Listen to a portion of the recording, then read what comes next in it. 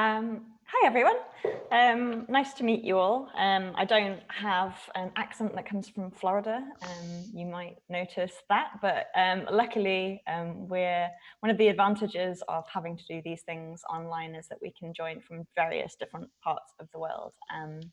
I'm joining you now from Portland in Oregon, but I'm originally a UK citizen, and I just moved here to the US and just immigrated from Berlin, Germany, where I did a lot of stuff with open source hardware as well. Today, so I understand that your IoT meetup group do a lot of software as well, but I'm very much a hardware person. Like, I will code, but I will normally be crying or swearing, you know, during while I'm coding. I understand coding, but it's not my favorite activity. I prefer to get a bit my hands dirty with the solder. So I'm here to talk to you a little bit about hardware. I'm going to talk to you about some of my own personal projects at the end of the talk, but to start off with, I'm going to introduce you to the concept of, or probably not introduce you, I'm sure you've all heard of it, but I'm going to talk a little bit about open source hardware. But before I do that, let me bring up my slides so I can show them to you. Please do pop any questions in the chat. Planning for this to be like super informal and don't want to like just talk at you, just want to share some things that we've been talking about. And also I apologize if you know these things. I would rather start off from a baseline of everybody understanding what they are and move on from there. So, okay, without further ado, let's see if I can find the share screen button. I can, here we are, where are we? Oh no, I have managed to close my presentation. Bear with me 1 second while I reopen it. There we go. That's it.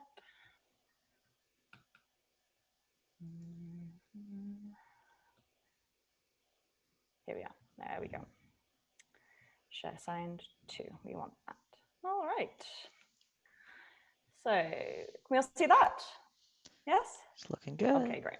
So here we go. This is actually, let's start from the beginning. That's a good place to start, I find.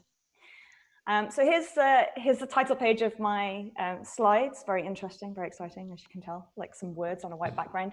I really wanted to use this slide just as a way of introducing kind of the work that I do. I've not really done that much stuff in the US before. I'm new to the country, so I wouldn't be surprised if none of you, I don't think I've met any of you here before. But I am the head of community at CrowdSupply, which is a crowdfunding platform owned by Mauser Electronics, and we crowdfund and create community for open ethical hardware. I'll go into that a little bit later, but that's essentially what we do. I'm also on my own terms. I am a hardware hacker and an instrument maker. I make all sorts of strange and interesting things. I'll show you a few things that I make at the end, but mostly what I make is musical instruments, sound stuff, or just generally things that make me laugh. I make most everything I do involves hardware in some capacity. So yeah. I'm pretty active on Twitter, and you can reach me there at Helen Leigh, as it says on the slide, or you can reach me there at CrowdSupply if you've got any questions about crowdfunding open source software. You can also reach me at my email address. So there we are. I'll pop this slide up at the end as well in case anybody wants to take a screenshot later. All right, so let's start off here with the basics. So what is open source? It refers to something that people can modify and share because the design is publicly accessible. And those are two very important words, publicly accessible. Open source software is software that anybody can inspect, modify, and enhance. These are fairly common terms these days.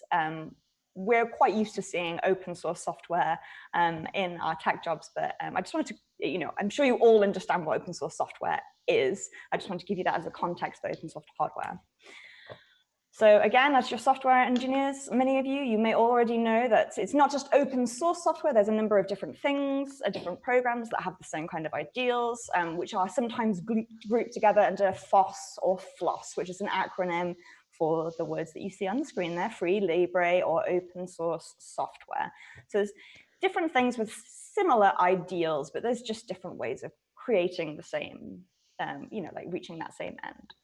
So free software is distinct to open source software, and something, so you might have, it's more like free as in freedom rather than free as in beer, which means you are free to do things with it. And the four major rights, the four freedoms that you have to give your software users in order for it to be considered free software would be that you can use it in any way that you like. You can change it any way that you want. You are free to give it away and also give away copies of your own modified versions. And it can be anything. So this can be commercial, this can be voluntary, anything, right? So that is free software, free as in freedom.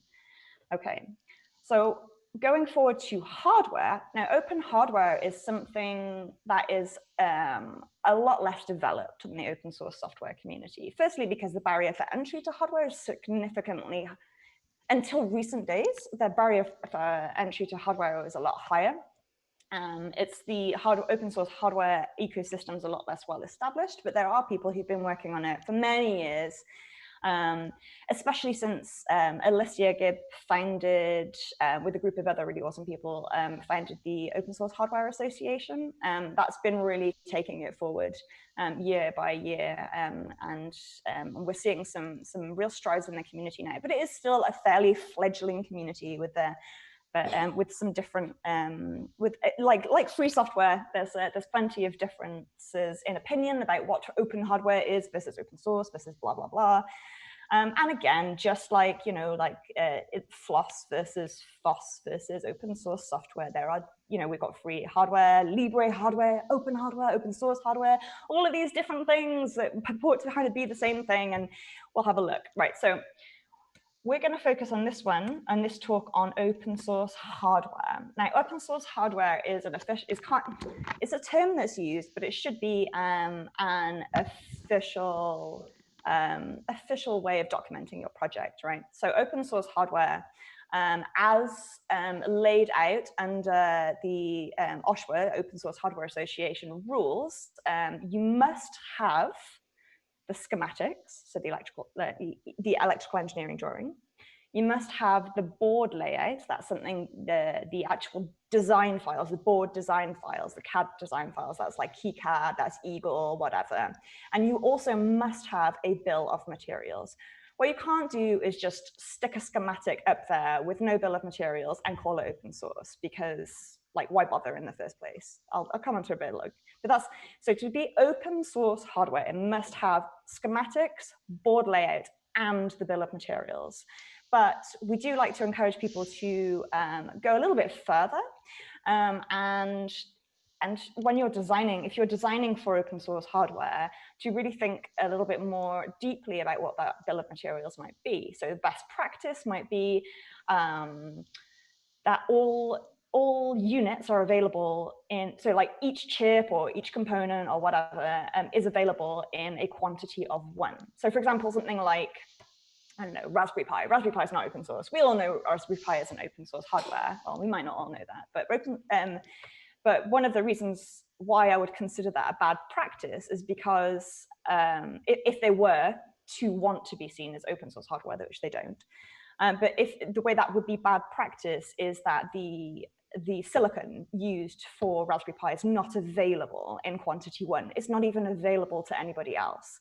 And they're taking that even further with the new CM4, which is developing their own proprietary chip. So they might, in that case, they might make their schematics available, they might make their board layout available.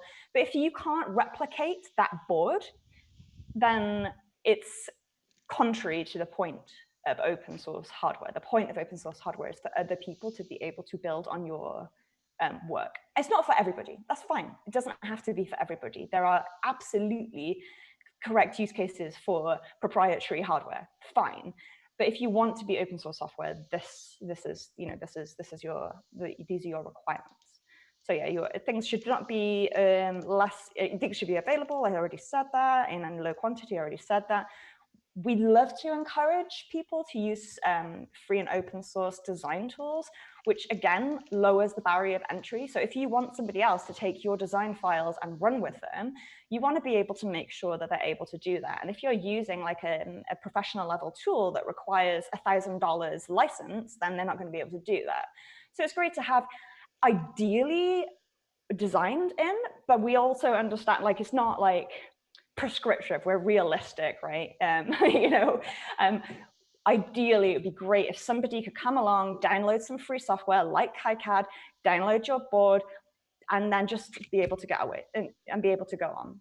But that's best practice. That's not compulsory. So for example, like one of the biggest, so for example, Adafruit, famous open source hardware, right? They release all of their files. They do schematics, layouts, bill of materials, tick, tick, tick, tick, tick. They encourage other people to take their designs and riff off of them. They actually actively encourage the community that's supposed to be around open source hardware. But they use Beagle, which is a proprietary design tool. But, so what? You can, like nowadays, you can download trial versions of the software and you can use Beagle layouts. You can import Beagle layouts into KiCad these days. KiCad's just getting better and better. But yeah, not necessary, just good practice. So yeah, that's open source hardware. And I hope that was relatively clear. And just to know here, for those of you who don't do anything in hardware, the black and white image on the left there, that is a schematic. And the colorful image on the right there, that is a board layout. That's what it would look like in your CAD design and drawing. And if you were, for example, this is an Arduino Uno, actually, by the way. This is the CAD file for an Arduino Uno next to the schematics for an Arduino Uno. And like many people's first experiences with open source hardware is downloading a board layout, something like this, or an Adafruit one's very common, and just changing a few things and then getting it sent off and then populating the board themselves.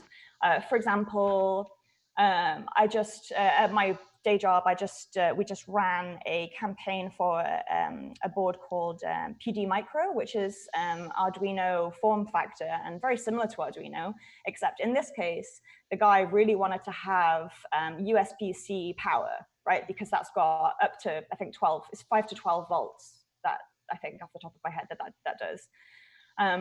So that's a perfect use case, right? They really loved this one design, but it didn't have the capabilities that they wanted their board to have. So what they did was they downloaded, they did a little bit more than that than this, but like you can download a file, you can change out some components, and just fiddle with it a little bit, and then send it off to get printed, and then compile and make it yourself. So that's kind of a lot of people's first experience with open source hardware is just like changing a few components on somebody else's design, and making those design files editable makes it much more accessible. So yes, there we are. That's what open source hardware is. What's this? Okay. Oh yes, this was my little complaining slide, wasn't it? Here we are.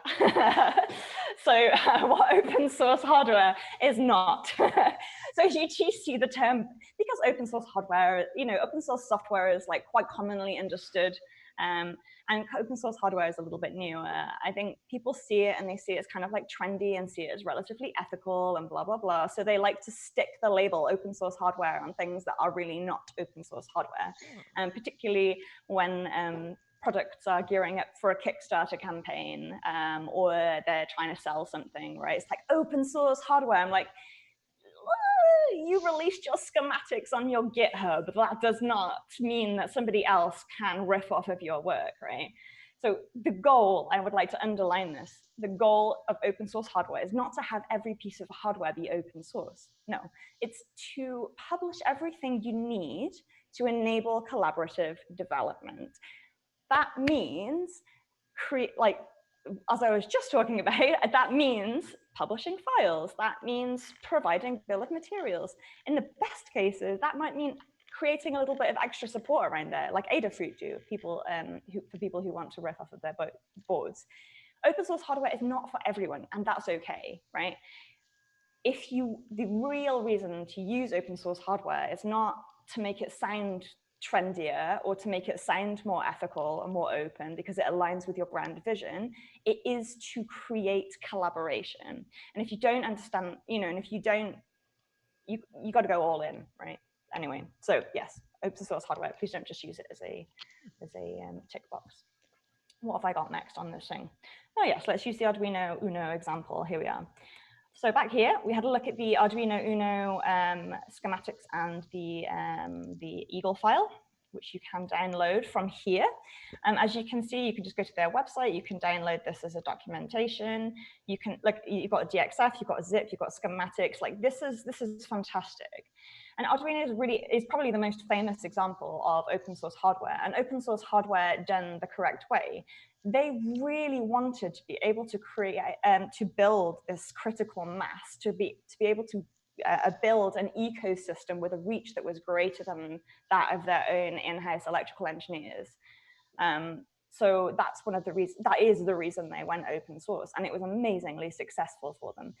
If you're interested in this whole story, there's a wonderful documentary. I think it's just called Arduino, the documentary, or the Arduino documentary or something. And the founders really explain their thinking behind why they chose to use open source hardware as a way to kind of really rapidly grow their ecosystem.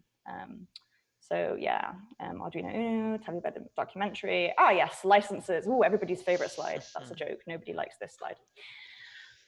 So because it is an emerging field, as I have said, there are lots of competing licenses, and there's lots of competing different, not competing is the wrong word, of course, like GNU isn't competing with other FOSS licenses.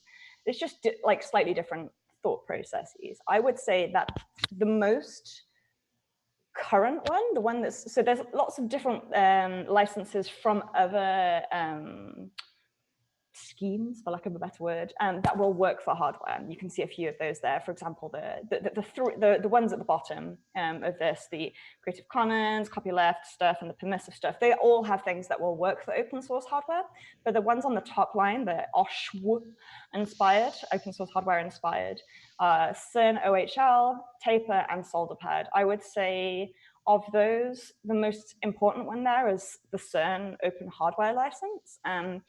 So one of the reasons why open hardware has become a lot more popular in the recent years is because CERN, so CERN is like the Fermilab of Europe, and it pains me deeply to say that. Fermilab is the CERN of America to me. So it's a huge, very well-regarded particle, it's like a big physics lab, right? Well-funded, lots of European funding, blah, blah, blah, blah. Anyway, there's an open hardware team at CERN now, and they are contributing not just money, but time to developing features in KiCad, but also they are creating their own licenses and their own guidelines so there's some wonderful people, including this guy, Javier Serrano, who's now on the Open Source Hardware Board, Association Board, actually, I think. But he's been doing wonderful work at CERN promoting open source hardware licenses. So yeah, that's the most popular one at the moment, and probably the most current as well, but they're still evolving. I would recommend that, I'm not going to talk exhaustively about licenses because it's boring. But if you are moving, if you would like to learn more about the intricacies of how to create open source, like the benefits of open source, some really good open source hardware examples, I would really recommend you check out the Open Source Hardware Association. I've put the URL there. It's oshwa.org. They have all sorts of good documentation and downloadable studies and blah, blah, blah. But what they also have, which I would highly recommend keeping on your radar, is the Open Source Hardware Summit, which happens every year theoretically, but the last couple of years have been complicated for reasons that I won't go into. I mean, obviously this last year was complicated because of, the whole plague thing. But yeah, so next year, so we're going to have oh no, they had one last year. They had one that was online. And I think all of the talks for that one are still live. There's some really good ones. And then there'll be a new one, I think in April is the next one for the Open Source Hardware Summit. And there's usually some really nice talks on there. It's a really friendly community. So if any of you are hardware inclined or even hardware curious, I would recommend checking that one out. While I'm on the topic of events as well, the other two that I'd recommend for those that are hardware curious amongst you are Hackadays Supercon is an absolutely wonderful conference. They did Remoticon this last year. It's in LA in November. Usually, they probably won't do it this year, but it's definitely an amazing hardware-oriented con. And then the other event that I would recommend, and I would have recommended this anyway, but is a wonderful hardware, art, and ethics conference called Teardown, which as of this year, I will be running, which is slightly intimidating, but pretty exciting. So yeah, that's pretty fun. So yeah, those are the really cool, and I would have recommended Teardown before I started running it. It was my top 3 conference in the world before I went there. So yeah, those are the good American hardware conferences that I love, especially. There's also sketching in hardware once you get into it, but I think that's a little bit more like art focused. Anyway, so that's open source hardware. I just wanted to give like a basic brief overview of open source hardware. I mean, I think if you have, I've got other slides, but I thought that this might be if anybody has any, let me stop that sharing for a second. If anybody has any questions around hardware or open source hardware, if I said something that you don't understand, if you want a definition for hardware, what electronics is, what a bomb is, you know, any of that kind of stuff, this might be a good place to chuck your questions into the chat. If you don't have any questions on open source hardware, that's fine. I can just move on to the next bit. I can show you some cool boards, or maybe I'll show you some of my work first. Well, I have a question while we wait, Helen. Yes. Let's say I did download a schematic and I did download KiCad and made a change. What's my next step after that? Maybe you cover this later in your presentation, but. So in KiCad, so the schematic, and so when you open a file in KiCad, there'll be like several like linked files essentially. So there will be like a board layer, and there'll be a schematic, and there'll be like a components list that's part of that. There might like so it depends what you wanted to change, right? So if you're, I'd say that a really nice way. Oh, that's a really good. So yeah, a nice way of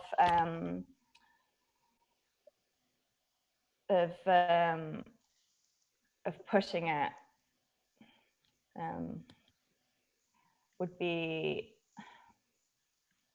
like, so for example, if you downloaded a board, right, what did you want to do with that board? Did you just want to mess around with it? Did you want to like did you want to add a new silk, you know, did you want to make it into art by putting a new silkscreen layer on it? Did you want to change a component? Did you want to like change the board outline? Like, it depends like what you wanted to do with it, what your next steps were with that. I would say like my best advice to anybody wanting to try KiCad is to look at, there's a guy called Chris Gamble who runs a lovely podcast called oh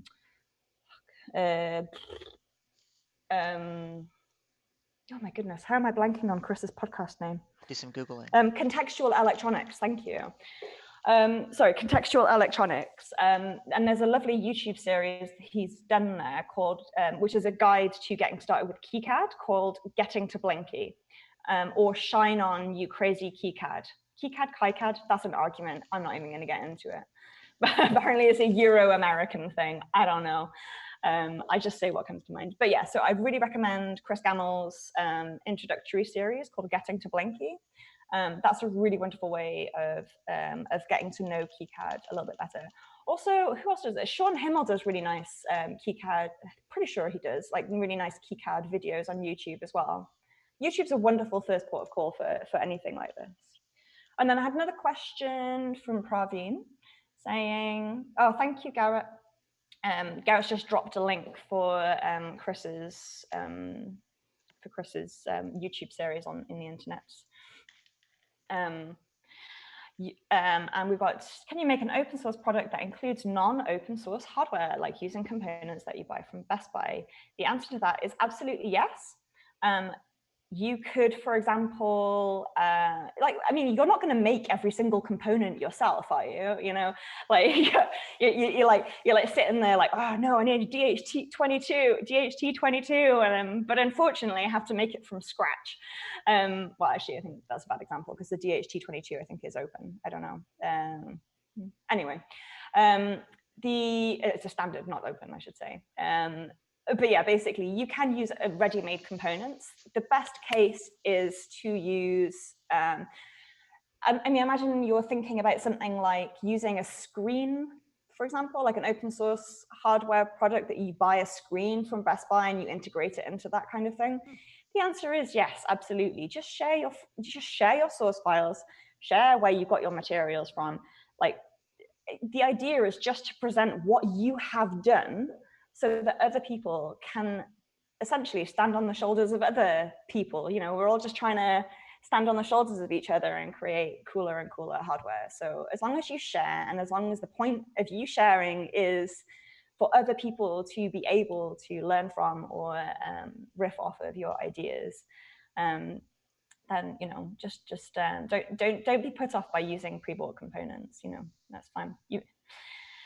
And then David said, I would have the board mate and make sure my changes do work. Well, that's the thing with hardware, isn't it? You've just got to make it, you've got to suck it and see, haven't you? Like everybody, you know, hardware's the worst. It's terrible. I hate it, except when I love it, and it's the best. You know, everything, you know, like things do break. It's not like software where you can have instant changes, and, you know, like it's just a bit more of a frustrating puzzle. And it's got greater latency because in software, if something doesn't work, you can change, you know, you can just like change it and run it. But in hardware, you've got to order a new board, you've got to populate your board, you've got to flash your firmware, and then you've got to like sob for several hours because it still doesn't work and you have no idea why. So like that's just the breaks with hardware, you know. All right, so that'll do. That's enough about open source hardware. I suppose I should show you something about what I do for a living as well. Helen, I've been talking for half an hour. That's okay. That's fine. Let me just take you through. I haven't done a presentation about my day job, but I have like I'll show you. Oh yeah, share screen. Share. All right. So here we have. This is my crowd supply slide. I hope you're impressed with the time and effort that I put into making this slide for you all. So yeah, this is my day job. Let's have a look. Here we are. This is a link. I'm just going to. Can you see this? Is this come through to the crowd supply page? So basically, we are a crowdfunding website, a bit like Kickstarter, but we're very small, we're very niche, and we're very focused on ethical tech and open source hardware, and we're very, very focused on engineering stuff. So you're not going to find the next big consumer product on Crowd Supply, but you might find, here we are, look at little b, very cute. It's an affordable high-performance current and magnetic field globe.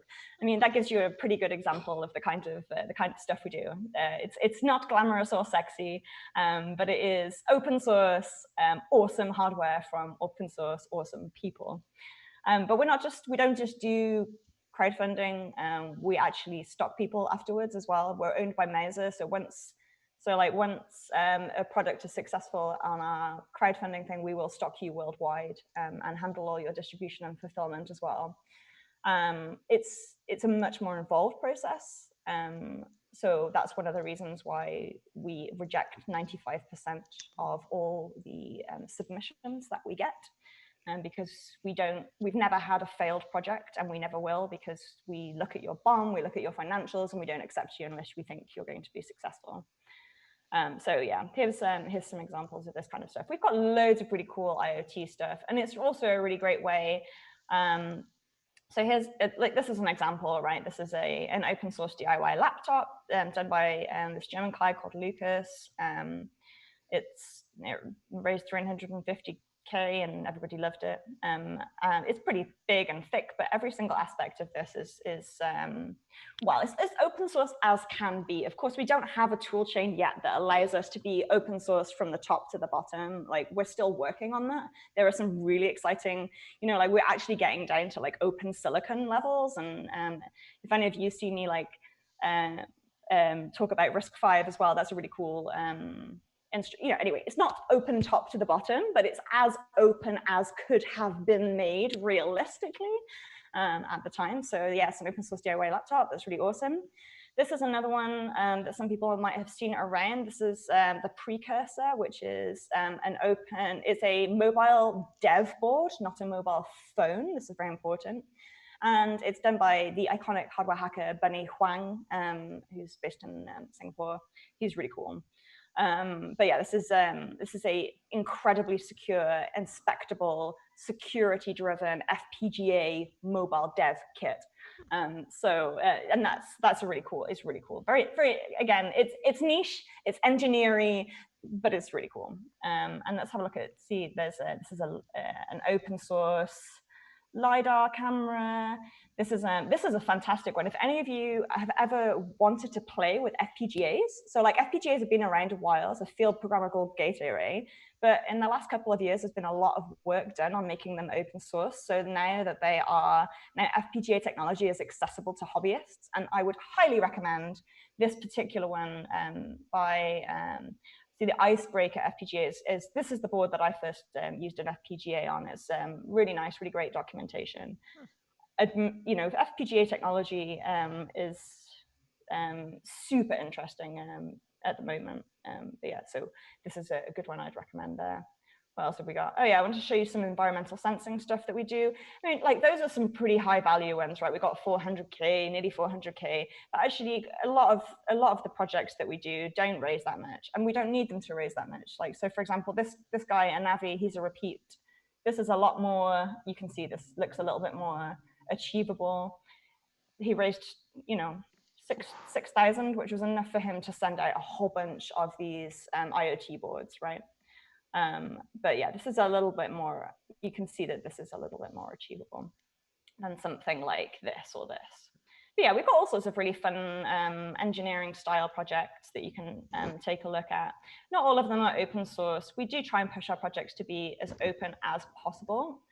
This is a new one. This is an IoT one that people are very excited about. I mean, to be honest with you, I don't really know anything about blockchain, apart from everybody who talks to me about blockchain is annoying. So I can't I can't really speak to how good this piece of hardware is, but it's certainly seen quite a lot of people have been making lots of noises about it. And I thought I'd show it to you since you all might like IoT. Anyway, you get the picture. These are the cool things that we do here. Let's stop. If I can go back to, let's stop the share there. And then go back and I will show you my own personal work, which I don't know where it's gone. Where on earth is my presentation then? Here it is. All right. Let's share my screen again. And I will show you a couple of things from my own personal work. Let's finish with this. It's a Wednesday evening. Let's finish with a little frivolity, shall we? All right, so here we go. Let's play this. So here's some other things I do. I only just started at Crowd Supply. Until very recently, until I realized until right Thanksgiving this year just gone, I was living in Berlin essentially doing art for a living and making products. And I'll show you some of the stuff that I do, just because you might find it interesting. So this is a still from my latest book, which is I need to finish, but I have not been bothered to finish it yet. This is a fully embroidered analog synth based on an LM386 chip. And it's a tribute to the lovely 1960s Crackdose, which was an electronic noisemaker, essentially. It sounds terrible, but it looks really fun and it's really fun to play. So it's basically it sounds different depending on who's playing it. So it depends the amount of electricity it's passing through to the speakers, essentially, via the LM386 is dependent on your own personal levels of how wet your fingers are, or like how well hydrated you are. So it's essentially, it sounds different based on on different things you do. So that's quite a fun one. So yeah, I do a lot of musical instruments. This is a book that I'm writing about DIY music technologies, which has all this kind of stuff, very much like experimental instruments done with like very cheap components. And that will be released when I finish it, but it is going to be published by Hackspace. Is Raspberry Pi basically are going to be publishing it. The ebook will be free as well, which is cool. This is my other recent book. This is a still from the Crafty Kid's Guide to DIY Electronics. So I wrote a children's book explaining basic electronics that is focused on craft-based skills. So sewable, wearable. Basically, I wrote an electronics book for little girls, is what I did. So that's a still from that. That was a couple of years ago. Oh yeah, I also make instruments. So I guess books. I wrote various books, but also I make experimental instruments. And I thought it might be nice for you to hear a harp that I made. This is something I made at like a hackathon.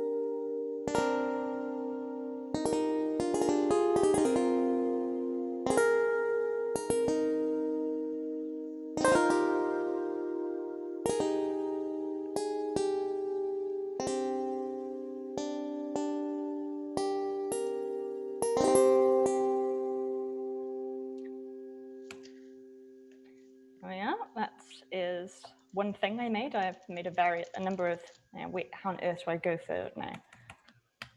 Escape. I appear to be trapped. Oh yeah, stop sharing and then reshare. Oh no. Wait, hang on. Share again. That didn't work very well. All right, let's play this one. Here we are.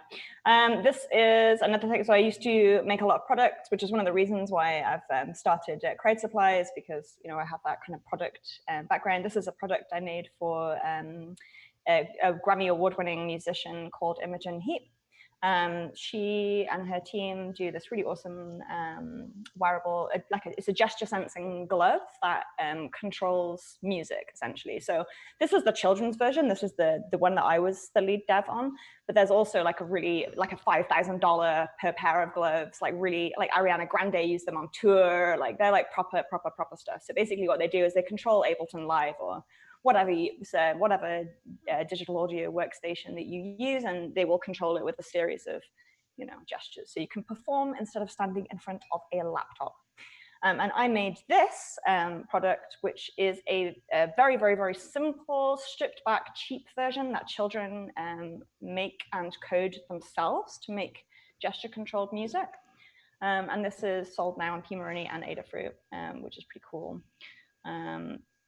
So yeah, that was a gesture control, and that's based on a really simple. So underneath that blue patch that you see, that's my hand on the box as well, by the way, which was really. I've never been a hand model before, and they made me like lie on the floor with like my hand sticking up like through this like hole. It was very funny. Anyway, so yeah, that's some product thing that I made, and then here's a robot unicorn I made. I made a whole bunch of gesture sensing things this one year, including this and this. I'd made a herd of robot unicorns that I used to take around and race. They were hilarious, and they were purposely very bad because it was supposed to be a funny experience to race them because you couldn't really control them. So in this, obviously normally like you'd use like an H bridge to control the motor, but I didn't want to do that because I wanted to have little kids making it, and there was an H bridge for the microcontroller I was using. So I just used two 360-degree rotation servos, which is like a total hack, and it's extremely unreliable. And like each one will go at a different speed and all that kind of stuff, but it just makes the whole beast just hilarious. So like bad technology is something I really enjoy making. It's really funny. And this is a riff on that same thing. This was a collaboration I made with like a leather artist type person who made this glove for me and made this the outer shell for the robot unicorn that I made. And that kind of transformed itself into another musical instrument. So in the picture on the right of me, wearing the glove thing, that's actually I'm controlling the sounds of a cello that my artist friend has. She's a really cool woman. She gets people to record things. In this case, a cello. She got this cellist to record something, and then she works with an observatory in the Netherlands, and they will like bounce signals off the moon. So they bounce her collected sounds off of the moon, and then she re-records them when they come back. So they're just like really grainy and like, it's really cool. Anyway, I made my robot unicorn glove control a moon cello, which was a fun afternoon. Yes, so that's like a reasonable kind of like overview of the kind of stuff I do: music and writing and silly tech and like arty tech and some product stuff. So yeah, that's me. And then I thought I'd wind this all up with some recommendations for some really fun tech that I like to try when I'm making music. Just because why not? So there's a few different microcontrollers that I use when I'm making instruments, from like the very, very simple ones up to the kind of like the more complex embedded instruments. So I just wanted to give you like a real whistle-stop tour of some of my favorite ones, just from like family fun to more complex. So like starting off on the family fun end, you've got this absolutely lovely board, which has been around a real long time. All of you will have heard of it. It's called the Makey. And it's really wonderful for music making, particularly for young ones. Yeah, if you have a look at this.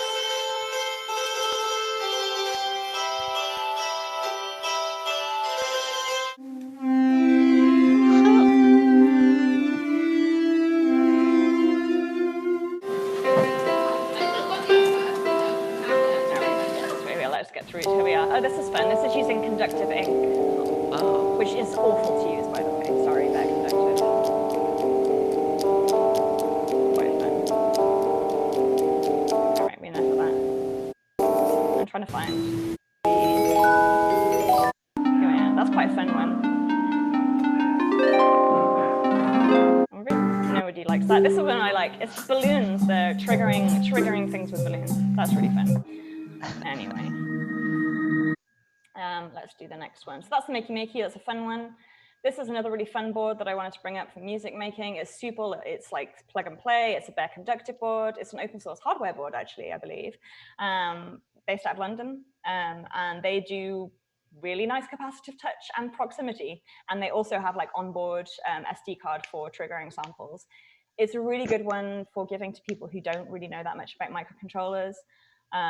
Because it's pretty much plug and play, but it's also fully codable with the Arduino IDE, so it's a reasonable board. But yeah, that's worth having on your radar as well. This, of course, is a US board. This is a Teensy, and the Teensy is at the heart of all sorts of sequencers and synthesizers. It's a wonderfully fast board with lots and lots of great audio libraries, so would highly recommend checking out the Teensy if you're into the more electronic stuff. If you hate hardware, what are you doing listening to me, first of all? But second of all, this is a software-only thing that you can try. This is something called AlgoRave. So AlgoRave is an algorithm rave. Yeah, here we are. It's relatively popular in both London and Berlin, and basically it's live coding music. There's all sorts of different ways you can do this, but my top tip for getting started is a wonderful piece of free software called Sonic Pi, and that's by this really awesome guy called Sam Aaron. If any of you know any stroppy teenagers, it's perfect to throw them in front of a computer for like half a day. You try it out, and they're in there like making sick beats and like learning about loops. So you're like tricking them into learning how to code. But it's just a really fun, like I would recommend, instead of watching TV one evening, just like fire up Sonic Pi and like have a play around with it. It's like a super easy to get to know, super fun little music making program. So highly recommend that. This is my favorite advanced level embedded micro. It's actually not a microcontroller. This is what I use for a lot of my embedded systems. It's a lovely Bella, and that sits on top. It's a cape, like an add-on for the Beagle board. This one is for the Beagle board. What do you call it? Pocket Beagle. That's what they call it. Which is again open source hardware. Single board computer with lots of great functionality. And the Bella is a cape that goes on top of the Beagle. You know, like Arduinos have shields and Pis have hats, while Beagle boards have capes, which I think is quite cute. Anyway, the Bella is absolutely my go-to for embedded instruments. The latency is so good, like as in like just almost doesn't exist. There's wonderful like that, you know, you can use analog, you can use digital, like you can use sensing, but also you can use this bad boy. This is open source software. This is something called Pure Data. And this is a way of creating really awesome, complex synthesis. It's a visual programming, like just drag and drop kind of situation for creating sound. One of the really cool things is like a lot of producers already use this kind of thing for kind of creating sounds. But a really cool thing is you can literally, once you've made your sound on your computer, you can just save it onto your Bella and the Bella will run it. So you will have like a really powerful piece of audio synthesis running on something this big, which is amazing. Like I love the Bella, like massive fangirl. I've even like, you know, been there now. I'm like, they're based out of the university in London. They're super cool people, like really experimental hardware music types. Fangirl for life. All right, so that's those two cool things. And I think I've talked enough. That's been me talking for nearly the hour, and I should leave some time for questions or just general chats. Yeah, that's me. Again, like I'm friendly on Twitter, so if you've got any questions or whatever, like, you know, feel free to stay there. But I'll also hang around for a bit now. If anybody, oh wow, oh my gosh, there's so many comments that I haven't seen because I was too busy looking at my own thing. So yeah, let's have a look at these. What have we got? Oh, nice. Oh, someone did appreciate the Pebble blockchain something. Good, I'm glad. I don't know anything about blockchain, but I'm glad it's happy. I'm assuming the lovely sound was from my harp thing. And the artist did a performance with these gloves. Oh, yeah. There's lots of people who do. You mean the Mimu gloves? Yeah, they're incredible. And then Bear Conductive does it. Oh, that's nice. Bear Conductive donated boards. Yeah, they're generally pretty good at donating boards for community projects, actually. Especially considering they're a really small company. There's like 5 of them or something. Like literally, it's a really tiny group of people doing Bear Conductive. So yeah, I'm always enjoying their thing. So yeah, that's me. Unless anybody else has any questions, we can just like. All right. Thanks, Helen. Yeah, I'm actually going to unlock everybody. So if you want to chat, go ahead and unmute yourself. And yeah, we'd love to hear from you. Cheers. Yeah, I want to hear what other people are doing as well. Like, what resources do you suggest for the woman who wants to learn more about hardware and IoT without going to school? I remember you have a book. Well, fun fact about me, Cynthia, is I haven't got a degree. I didn't go to university, and I'm completely self-taught in all of my hardware and coding skills. Right, I say self-taught.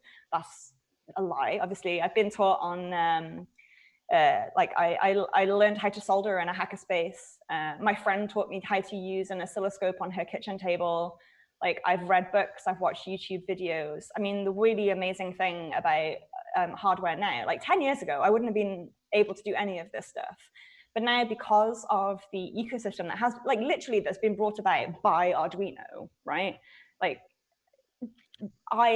me and people like me are able to go, that looks cool, let's have a try. And then discover, like I did, that I absolutely love it. And, you know, like, but that wouldn't have been able to happen to someone like me 10 years ago. No way. Like, it's one of the reasons I'm such a fan of open source hardware is because it lowers the barrier to entry for other people. Like electrical engineering is no longer for people who've gone to, you know, like electrical engineering. Yes, I would never call myself an engineer, by the way. Like I'm a hacker. Like, but that doesn't mean I have not made my, you know, I know quite a lot of stuff, but you know, I'm not an engineer. Can I give soldering tips? I do. I love giving soldering tips. Are you kidding me? It's like my favorite thing. I've taught thousands of people to solder. Yeah, so my tip with soldering, if is probably not you, it's probably your iron. It's like literally my biggest tip is like, if you are getting upset at soldering, it's probably that your soldering iron doesn't have enough power, doesn't have enough wattage, or that you're using the wrong kind of solder. Like, I mean, I know you're not supposed to use leaded solder anymore because it's got toxins in it or whatever, but I would just say get a fume extractor, get that leaded stuff, that sweet leaded, sweet leaded solder roll, and just wash your hands afterwards, okay? Because like it won't hurt you, the lead won't hurt you on your fingers. What it will hurt is if you put it into your mouth afterwards. That's like called lead poisoning, and there's no cure for it. So just wash your hands after you solder, and you'll be fine. Definitely go leaded solder, and also definitely just get a better soldering iron and make sure that your tip is clean and replace them often. I'd actually recommend, so I use a Hacko, which is also what Lady AD uses. I'd really recommend, let me just bring it over, hang on.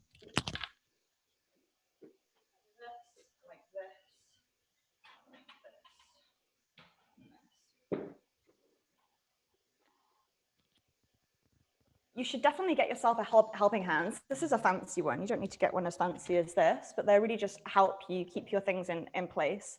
I definitely recommend getting helping hands. Use one of these to clean your soldering tip instead of the wet sponge technique, and that will definitely help you. Flux is your friend. So flux is basically the lubricant of electronics. Would highly recommend getting some magic flux. We love that. And then this bad boy. This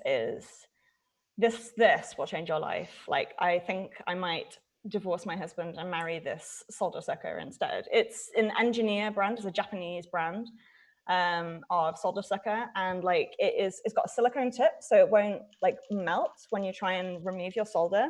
And it's also like, look at this. It's like real good action and silicone tip. So I'd highly recommend getting one of these Engineer solder suckers. So it's all about the tools. It's really all about the tools to start with. You don't have to spend a lot of money, but I would recommend upgrading your soldering iron or getting a new tip and keeping that tip clean. I'd also highly recommend, there's a wonderful zine. There's a guy called Mitch Altman, who's like the Gandalf of hardware. He's like really cool guy. And he does like, he's taught, like nearly 100,000 people to solder at this point. But he's got a zine called Soldering Is Easy, which is a black and white pamphlet that I would, it's downloadable for free. It's in lots of different languages. I'd highly recommend you take a look at that. That's like, if Mitch, I guarantee you, will teach you to solder in his zine. But yeah, just upgrade your soldering iron, you'll be fine. Yeah, Mighty Ohm, exactly. Oh yeah, Jeff did something to do with it, the art, I don't know, whatever. Yeah. So what resources I suggest, circling back to Cynthia's question, because I think it's an interesting one, is like how to learn. I would 100% recommend YouTube, Twitter, and finding your local makerspace, which might be problematic. I mean, sometimes, like, let's be real, like makerspaces can be a bit annoying as a woman sometimes. But I would say that if you assert your boundaries, they are one of the most magical places to go and learn technical skills that you could possibly find. I've learned probably almost all of my, well, not all of it, but maybe like 50% has been like through other people's generous time, like sharing, and I try and give that back as well. Like, it's about sharing learning. So I'd recommend like looking up your local hackerspace or makerspace. I would recommend doing some YouTube classes if you are interested in, for example, there's so many different types of tech, right? It's like, do you get on with, like, for example, I tried to teach myself to code. I mean, I did to a certain extent, and I can code and I understand the basics of code, but I never loved it, right? I was like, this is okay. But when I started doing hardware stuff, I was like, wow, this is amazing. I love it. So I'd recommend you try a few different options for you. But if you decided to go the layout route, again, just go to YouTube, find Chris Gamble's videos on that. Just join the community on Twitter as well. Honestly, like I've learned so much from like my like Twitter people. So I'm much love for the hardware hacking engineering people on Twitter. It's actually been super friendly as well. Like I'm always super honest about the fact that I'm not an engineer. And people are so generous with their time. So yeah, definitely Twitter. Thank you. And like if you do, are you on Twitter, Cynthia? Yes. Do you want to add me? And I'll add you back. And if you have any questions, you can come to me. Oh my god, that would be so amazing. Thank Of you. course. Of course. May I have your Twitter handle again? I didn't get Of the course. chance. It's Helen Leigh, HelenLeigh. And do feel free to DM me. Okay. Cool beans. Thank you. Of course. Does anyone else want to share like some cool stuff that they're working on so I don't have to listen to myself talk anymore? Like, or is it just like whiskey and goodbye time? Like, what's the deal? Well, if nobody else has anything, not that I have anything right now either, but Helen, you seem to love the music side of this, and since this is the IoT meetup, I feel compelled to ask, have you done or seen any really cool connected musical hacks? Yes, lots. What's some really good ones? I really liked, there's a guy called Tom Fox, whose instrument name is Volpstruments. And he's done some really interesting connected microbit hacks.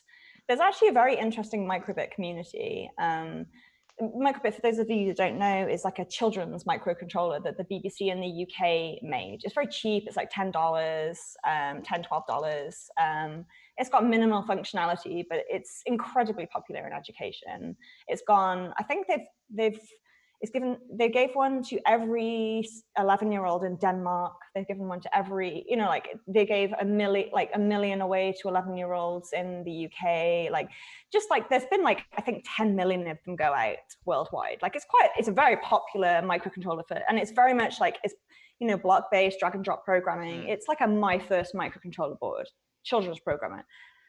One is, it's basically the hardware Scratch, really, but just it's actually done a little bit better because Scratch is a bit dated now. God bless you, Scratch. And there's quite a big interesting, because they've got in those little $10 microbits, they've got Bluetooth functionality, which is pretty cool. So there's loads of really interesting, very accessible connected projects that use microbit. And I would say some of my two of my favorite people doing that of connected microbit stuff would be Captain Credible, who's a Swedish teacher. And he has got this thing called a microbit orchestra. And it's absolutely lovely. It's accessible to young kids who don't know what on earth they're doing, but also if you're more experienced, you can do a lot with it. So yeah, his microbit orchestra, wonderful connected experience. And then Tom Fox Volpstruments has done some really nice microbit tutorials on that kind of stuff as well. In fact, there is a connected microbit on my GitHub project on my GitHub, which is what I used the leather glove thing. I used is a connected thing. So even that operates just using Bluetooth. It's really lovely little thing. Very cool. Yeah. It's a very nice whiskey. I love them. I do like American whiskey. It's delicious. I think if that's everything, we all good. I think that's it. Wow. Well, thank you so much, Helen. This was a really, really cool look into open source hardware, something that I personally didn't know anything about, and I'll certainly be watching I'd your be curious to website. know, like, who, like, because I never know. Like, do you all like know what open source hardware is before this or not? I guess it makes sense that that would exist, but I've never really looked into it. Okay, I've seen cool. the logo in a few places, right? Because it's The little that gear. Oh Mhm. God, there's drama around that. It's so ridiculous. really? Oh my gosh. Yeah, we can't actually officially use it. It's so stupid. Like the open source logo is not open source. Like, it's so dumb. Like, oh dear.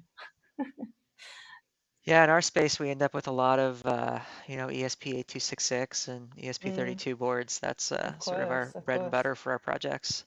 Yeah, I mean, the same, like we, at Crowd Supply, we see a lot of ESP32 boards. It's just like a super popular environment. Yeah. Would you know what, I guess, yeah. Do any of you know what like RISC-V is or like FPGAs? Was that like an FPGA? Was that like left field? You're like, what on earth is FPGA? I've heard of that one, but I can't say that for everybody. Okay. It's just useful to know for me, so I know how to pitch like my chats to people. So yeah. Well, thank you so much for having me. It was nice. Yeah, anytime. We try to host these about once a month, so we'll shoot you a Twitter if you want to hop on and see what else we got going on. Yeah, for real. Hopefully, Yeah. after COVID's over, if you find yourself in Orlando, we'd love to have you at one of our meetups as well. We will do, I'm sure. I have family in Florida now. My sister-in-law's living there, so. It's a beautiful time of the year right now, so. Yeah. Great. Thank you for saying thank you for saying that my presentation was interesting, even if I did like spend half of it talking about licenses. It's very flattering of you. I'm not sure how true it is. I went to an entire meetup on open software licensing one time, and it was not really exciting. I know. I mean, like at the end of the day, like who really cares? No, we do care. We do care, but we just want everybody to have one license. Please. It would help us. I think Crowd Supply is great. I bought a couple things off Crowd Supply. Seems like really, really interesting stuff. Interesting project. Really like it. I mean, honestly, I didn't need to go and work for them. Like, I really buy into what Crowd Supply does.